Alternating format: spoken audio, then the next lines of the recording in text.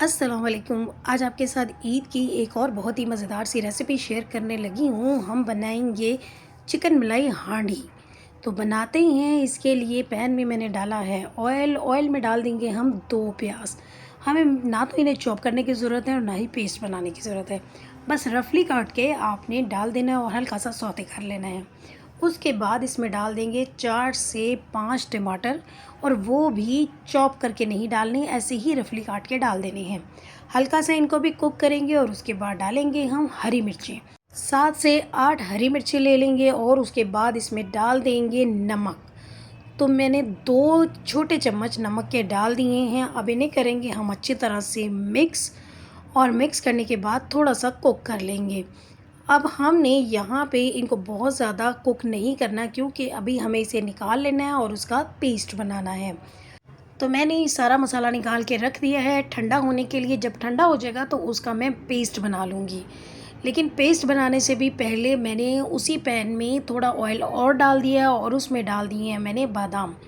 अब बादाम का मैंने छिलका उतार दिया था। बादाम को आप जब भिगो के रखेंगे नीम गर्म पानी में तो उसका छिलका नरम हो जाता है, तो वो निकाल लीजिएगा और उसके बाद ऑयल में हल्का सा फ्राई कर लीजिएगा। अब इसमें से कुछ बादाम निकाल के मैं उसी पेस्ट के साथ ही इसे भी साथ ग्राइंड कर लूँगी। तो मैंने वो बादाम और टमाटर, प्याज और हरी मिर्च का पेस्ट जो है उसको ग्राइंड करके रख दिया है।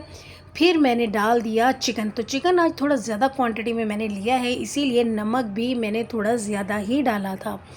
तो चिकन को हम ऑयल में जब हल्का सा फ्राई कर लेंगे, उसके बाद हम लहसुन अदरक का पेस्ट डाल देंगे। और लहसुन अदरक के पेस्ट को भी थोड़ा सा फ्राई करने के बाद ये हमने जो पेस्ट बनाया था, जिसमें टमाटर हैं, प्याज है, हरी मिर्च है और थोड़े से बादाम भी हैं, रोस्टेड बादाम।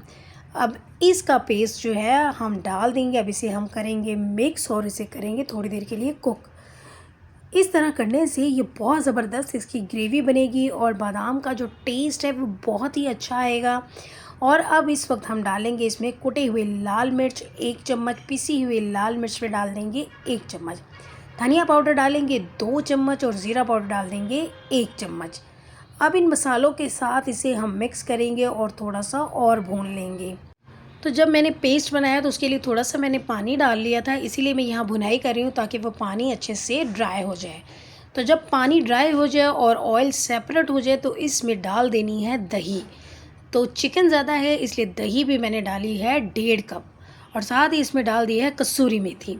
बहुत अच्छी खुशबू आ जाती है जब हम भूनते वक्त थोड़ी सी कसूरी मेथी डालें और फिर एंड में भी कसूरी मेथी थोड़ी सी डाल दें। वैसे ये ऑप्शनल है, अगर आपको कसूरी मेथी अच्छी ना लगती हो तो आप स्किप कर दीजिएगा, लेकिन मुझे बहुत पसंद है इसलिए मैं डालती हूँ।